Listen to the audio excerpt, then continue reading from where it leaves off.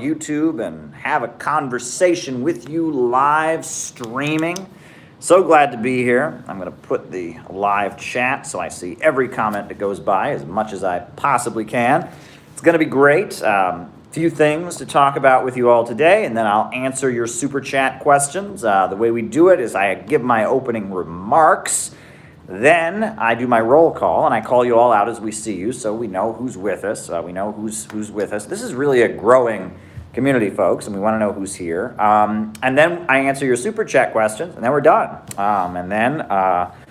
And then hopefully after that, I'll go to the gym and exercise, and then go back home to my lovely Brooklyn apartment and enjoy my evening. So it's good that we're able to do an afternoon conversation here. So be sure to hit that like button. Be sure to hit the subscribe button. Be sure to hit the notifications bell so you get notified the next time we do one of these conversations.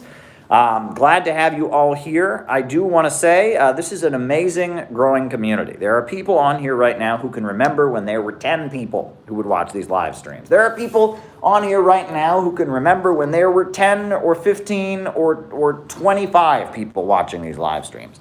Now, thousands of people watch these live streams, right? I mean, thousands and thousands of people watch these live streams. So, we are growing like wildfire. There is a real hunger for what we are about.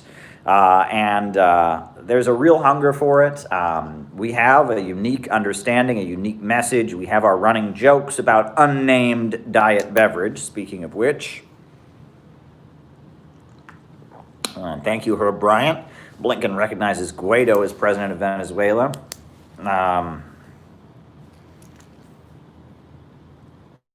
All right. Biden, Venezuela, and Israel. And thank you, Herb Bryant, for your super chat. And, we've got something special going on here. So let's keep it going. It's a new year. It is a new administration here in the United States.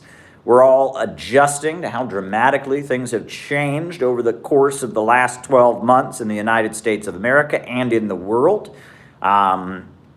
So there you go. So if you haven't done so already, be sure to tweet this out. The more people who join us, the better. Put this on your Twitter. Put this on your Facebook. Put this on your Reddit. Go to Reddit. Post this in a Reddit group. Post this in Facebook groups. More people that are here, the more people that join this conversation, the happier we all are, the more variety we get. So, the more you can do to spread the word, put it on Discord. That's a good suggestion there, Harold. And with no further ado, and thank you, Scott, for loving my yellow tie. I love it as well. Might be a little bit premature. They said it's like spring colors. It's still winter, so I should be wearing a dark tie, but no. I'll wear bright colors because I want to. But anyway, with no further ado, I'm going to jump into my opening remarks, and then from there we'll do our roll call, and then from there I'll answer your questions, and then we'll be done. It'll be a lovely afternoon conversation. So there we go. All right. In light of everything that has gone on over the past year and even over the past week, I thought it would be important to quickly go over the basics. The basics.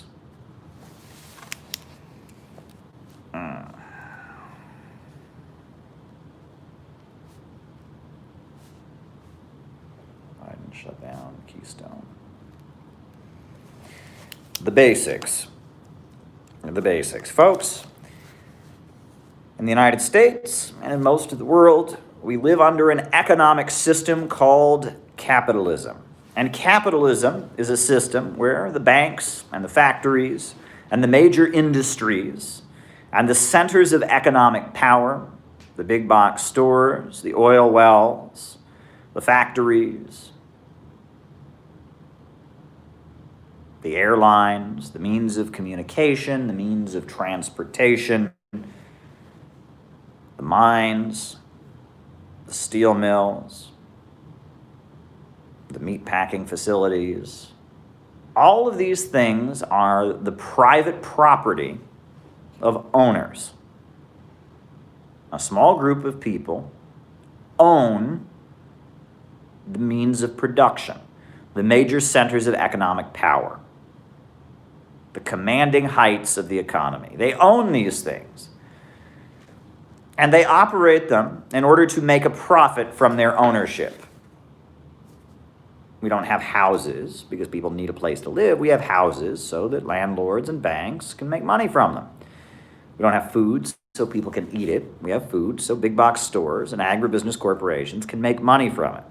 The means of production, the major centers of economic power, are privately owned by owners who utilize them to make profits. That is capitalism. The system of production organized for profit, private ownership of the means of production, where the economy functions in order to make profits, right? Frederick Engels said that capitalism is a system in which the means of production only function as preliminary transformation into capital. Things don't get done under capitalism unless there is a mechanism for a capitalist to make profits from it. Marx referred to the general law of capitalist accumulation.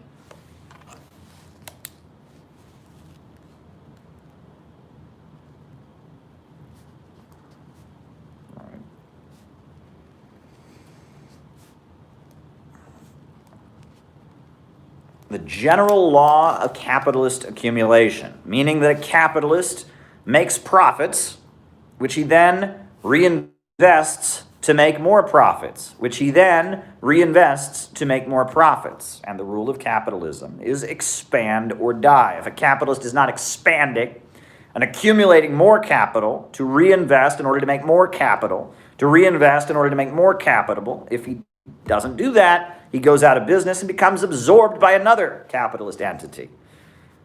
That capitalism is a system where the maximization of profits is the guiding force of the economy. Production is organized to make profits. The means of production only function as preliminary transformation into capital. Or as Mao Zedong, the founder of the Chinese Revolution, put it, he said, capitalism is a system of profits in command. Profits in command. And the reason that capitalism is a problematic system is because what is profitable for people who own means of production is not always and usually not for the benefit of society. War is very profitable for capitalists. They make lots of money from war. War means that they get to sell tanks and guns and bombs. War means that rival capitalists and countries that might be breaking free from their system or countries that might simply be competing with them get beaten down and destroyed. War is very profitable for capitalists. Prisons have turned into a mechanism for making profits for capitalists. They have private prisons in a number of states where capitalist corporations make money from locking people in jail. Opioid addiction is a mechanism for making profits. There was a huge effort by big pharma companies to push doctors to overprescribe opioids. Why? Because they wanted to sell more pills and get more people hooked so they could make more profits. The capitalist is always looking to pay the worker as little as he can possibly get away with. Why? The less he pays them, the more money he gets in profits. The capitalist is constantly looking to drive the worker to produce as much as they possibly can. Why? Because the more the worker produces, the more profits the capitalist can make. Kwame Nkrumah. Capitalism is a system of production for profits, and the capitalist is constantly looking to maximize his profits. And the capitalist system has a built-in problem. And the built-in problem of the capitalist system is that because the capitalist is constantly driving to maximize his profits, he is constantly looking to reduce the cost of labor. He wants to pay the worker as little as he can. He wants to make the worker that he hires as replaceable as possible. He wants to replace human labor with machinery. and develop technology so that fewer workers are needed. And the more that the capitalist does this, the more that the capitalist eliminates workers from the means of production, the more that the capitalist drives the wages of the worker down, the fewer products he can sell, because the worker is also the consumer. And when the capitalist drives down the cost of production, he is driving down the purchasing power of the worker. And the lower people get paid, the lower the wages of the people, the worse the living conditions, the more unemployment there is, the less products the capitalist can sell. And so there is a constant contradiction between, on the one side, the drive of the capitalist to decrease the living standards of the worker and pay the worker as little as possible, eliminate the worker from the means of production. And on the other hand, the drive of the capitalist to sell as much as he possibly can and maximize sales of his products. And the capitalist has this contradiction, and at the end of the day, the wages paid to the worker are never enough to buy back the product that he produces. The wage of the worker, the working class in production, is never paid enough with which they can buy back all that they produce. That there is a constant contradiction. And this is the problem of overproduction. The problem of overproduction. And it leads to cyclical crises in the means of production. That there are frequently situations where there is a glut, where the market is so full of products, that people are hungry. People become homeless because there are too many houses. This happened in 2008. The capitalists were building houses, the capitalists were selling houses, but the American working class could not afford to keep buying houses at the same rate. So Alan Greenspan and the Federal Reserve and U.S. Congress did all things they could to deregulate lending to try and keep Americans buying houses. Even though America's living standards had gone down, the American worker was much poorer than before, the rate of household debt was through the roof, they had to keep Americans buying houses. But at the end of the day, it just didn't work. Americans could not afford to keep buying houses. And pretty soon, there were homes foreclosed all over the United States. Pretty soon, the housing bubble burst. And why were so many Americans homeless? Why did so many Americans in 2008 spend their Christmas holiday living in a tent in the freezing cold? Why were there tent cities set up outside of Nevada? Why were there empty foreclosed homes all across America? Why did this happen? Why did the housing bubble burst? Because there are too many houses. People became homeless because there are too many houses. Why? Why does the government of the United States purchase huge amounts of milk and cheese from American farmers, and with that milk and cheese, dump it out or bury it? Did you know that? The American government, in order to subsidize the American farmer, buys millions of dollars worth of milk from American farmers and millions of dollars worth of cheese, and it takes that milk and it dumps it out, and it takes that cheese and it buries it. Why? It's to keep the price of milk and cheese and dairy products high, to inflate it. Why? Because if not, the American agricultural sector would collapse, and people would be hungry because there is too much food. This is the irrational system of production for profit. Production organized for profit is a highly irrational system. The system of production for profit is not rational. It is not a rational system. By any means, it is not a rational system.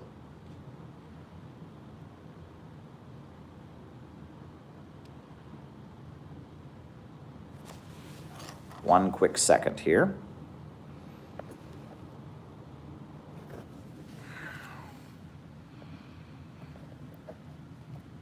Hello, I'm back. Sorry about that.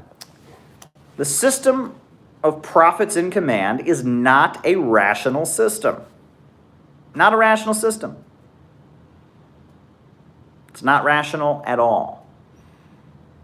And right now, the capitalism that we live under in the United States has moved to a stage of monopoly. American corporations, corporations in Britain, corporations in France and Germany, big banks, big, huge multinational corporations, they don't simply operate on a domestic level. They don't only make profits here in the United States. They rake in super profits from all across the planet. We live in a world dominated by a few huge multinational corporations. Big international corporations dominate the world. And from dominating the planet, they make super profits. And all across the developing world, countries that should be able to rise from poverty and should be able to develop their own industries and their own manufacturing and should be able to have their own economy are kept in poverty. They are kept as captive markets for these huge multinational corporations, for these huge international bankers. And this is called imperialism. This is capitalism in its monopoly stage. Lenin described it as imperialism, the highest stage of capitalism, where the capitalists and bankers, in particular the finance capitalists, but also the industrial corporations, dominate the global economy. And they keep countries in Africa and Asia and Latin America poor so that Wall Street and London can stay rich. This is capitalism in its monopoly stage, or imperialism. Imperialism is not a verb. It is not an action. It is not a policy. Imperialism is a system. It is a system, a global system of monopoly capitalism, where a few big multinational corporations and bankers dominate the world, keeping the world poor, keeping countries from raising their heads, keeping people in poverty, so that they can maintain their monopoly. Wall Street and London are keeping the world poor so that they can stay rich. And this is capitalism in its monopoly stage. It is imperialism. When the British Empire went to India, the people of India who'd been weaving and having looms for years had all their looms burned down by the British. And the British forced them to import their cloth from Britain. The people of India had been boiling water to make their own salt for years. But the British came and outlawed that and said they had to buy their salt from British corporations. This is imperialism, a system where a few multinational corporations dominate the world. It is capitalism in its monopoly stage. It is imperialism, the global system of banking and finance capital based in the West, dominating the global economy, preventing countries around the world from raising themselves up out of poverty. That is the system that we live under. And that is the system that for a long time, while it was keeping people poor in Africa and Asia and Latin America, it kind of made a deal with some of the workers here at home. Aristocracy of labor.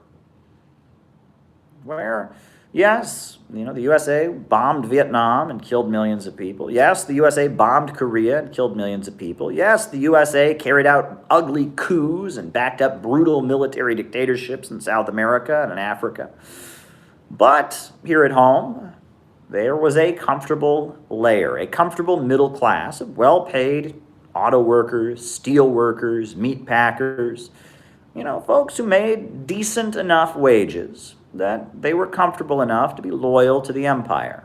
And they would get their TV sets and they would get their refrigerators. But because they had that, they would wave the flag, they would support the wars, they would oppose civil rights, they would, there was a layer of well-paid white workers in the United States they called the aristocracy of labor. that there was enough super profits being made by the huge multinational corporations that they could afford, to give a little bit to certain layers of the American working class to keep them compliant. They could buy them off with a few crumbs.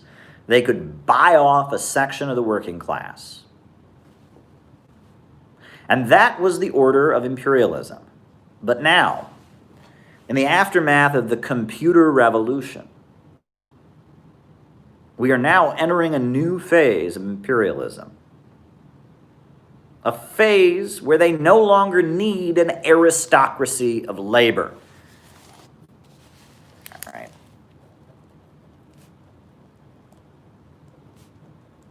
They no longer need an aristocracy of labor to maintain their empire. The computer revolution has gotten them into a situation where the huge multinational corporations no longer need. They no longer need that comfortable white middle class of well-paid industrial workers with the white picket fence and the car and the 2.5 children. They don't need that any longer. They don't need it any longer. The imperialists no longer need that comfortable aristocracy of labor in the homeland. And so they are in the process of dissolving the labor aristocracy and lowering the first world countries to the level of the developing world and driving the whole world deeper and deeper into poverty, so that that small clique of international bankers and global monopolist corporations, that ultra-rich ruling class, can dominate the world. And they are transitioning the first world countries, which used to be prosperous at the expense of the developing world, where they used to maintain a comfortable middle class in order to stabilize things. They are transitioning the United States into a low-wage police state. That is the situation that we are in. And Donald Trump and some of the right-wing or the new right movements, they emerged as an attempt by some of the lower-level capitalists to fight to maintain that labor aristocracy. Some of the capitalists who are losing out as the USA transitions to a low-wage police state, part of a huge multinational system, an open international system, as Anne-Marie Slaughter in the Hillary Clinton State Department described it. As the United States transitions in that direction, you had lower-level capitalists like Betsy DeVos, like Sheldon Adelson, like Bernie Marcus, that were supporters of Donald Trump because they were trying to prevent the process of demolishing the American middle class. Right? They were trying to bring back the 1950s, make America great again. But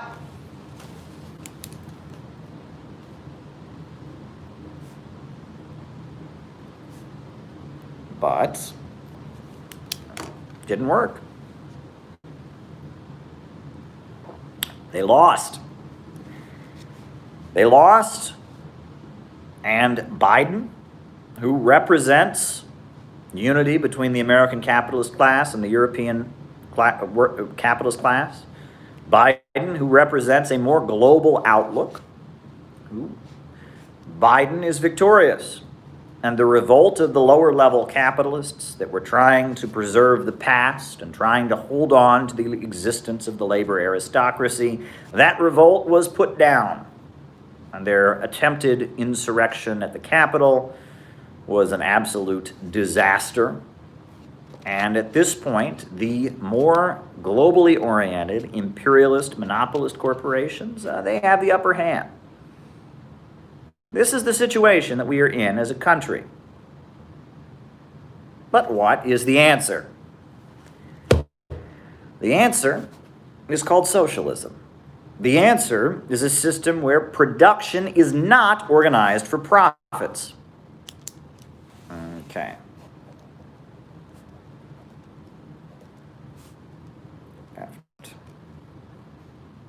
imperialists work with corrupt leaders in developing countries from Ghana. Okay?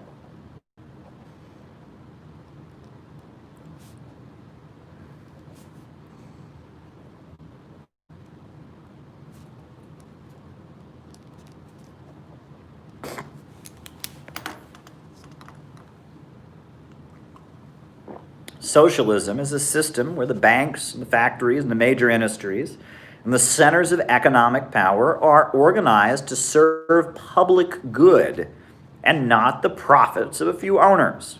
Socialism is a system where the banks, factories, and industries are forced to work in the interests of the people. Socialism is a system where profits are not in command, but rather there is a state central plan. Socialism is when society as a whole, represented by the working class, on behalf of society as a whole, takes control of the means of production. And the banks, factories, and industries become public property and are then reorganized for the benefit of society overall. That is what socialism is. Socialism is the negation of capitalism. It is when a country breaks free from capitalism and reorganizes the economy, John Steinbeck, reorganizes the economy to serve public good and not profits. The first country to ever have socialism was the Soviet Union. And the Soviet Union, they fought 15 countries that invaded them after their socialist revolution. They fought off crippling economic sanctions where they were blocked from importing medicine and aid. In the 1920s, the Soviet Union was subject to a lot similar things to what Venezuela faces right now. Right? I mean, the blockades and famines.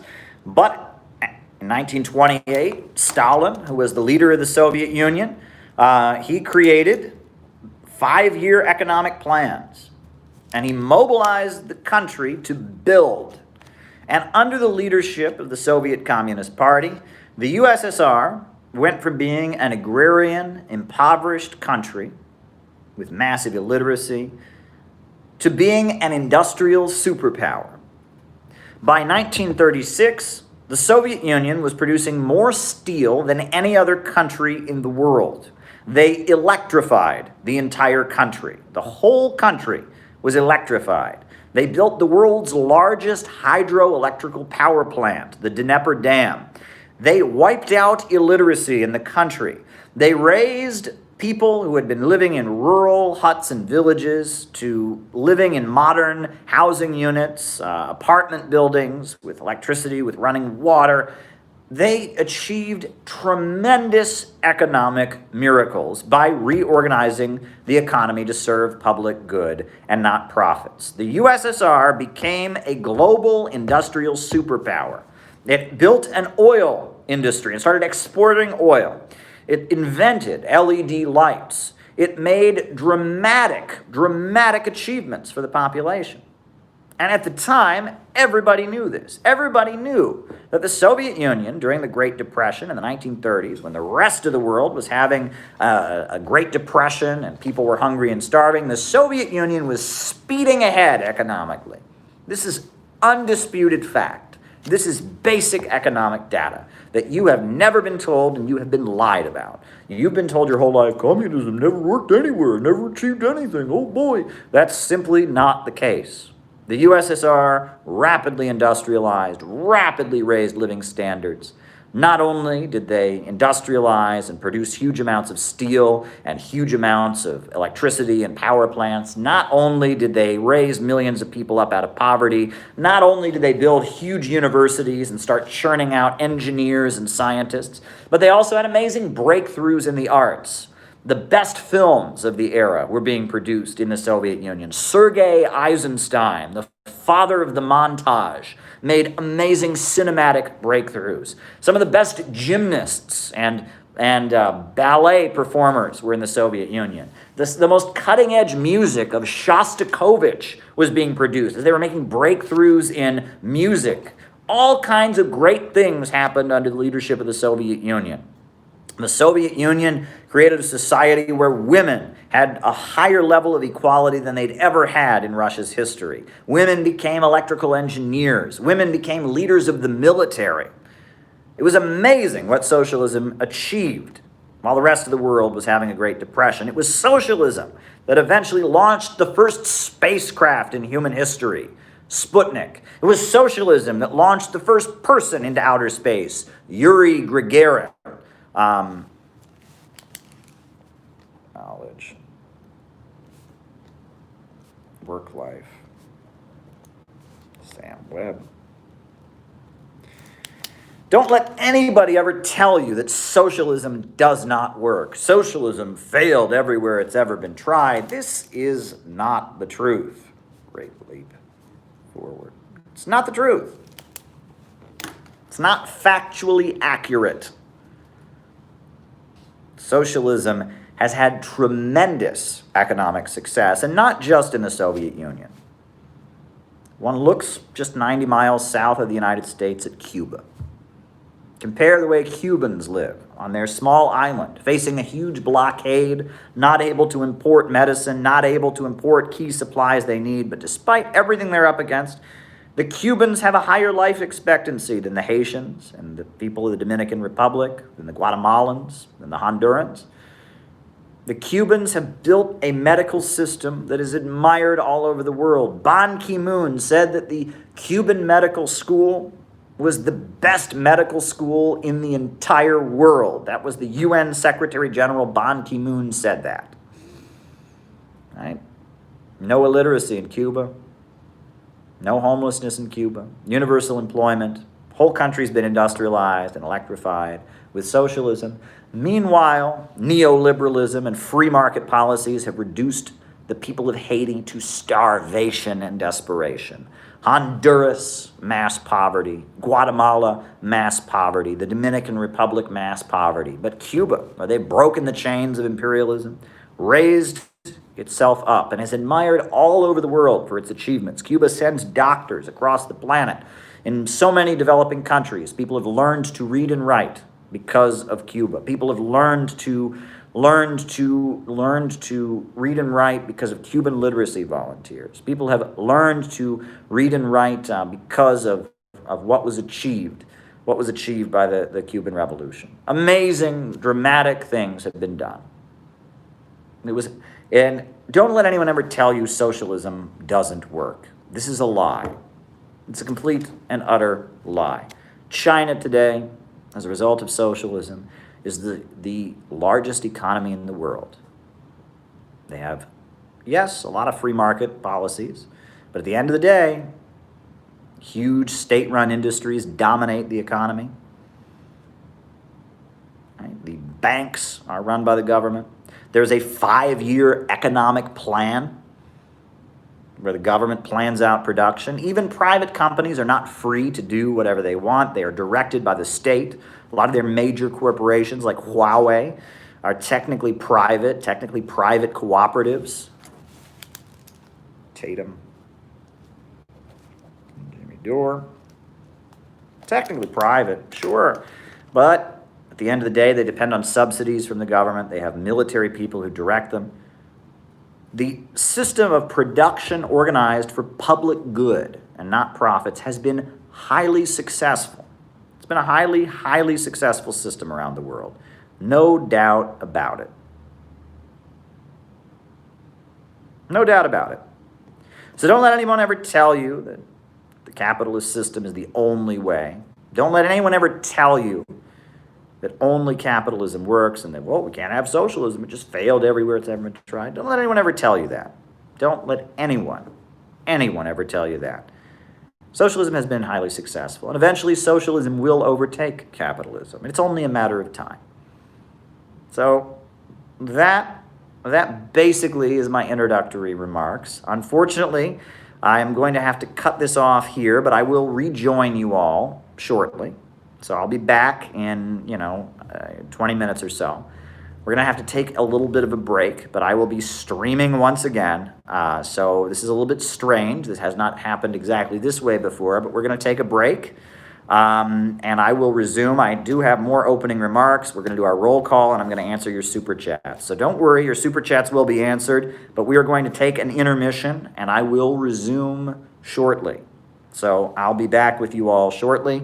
I'm going to cut this part off here, but we'll be starting up part 2 of this afternoon's live stream very, very shortly. So stay in touch, folks. I'm going to take a little bit of a break here, and we will resume. Thanks.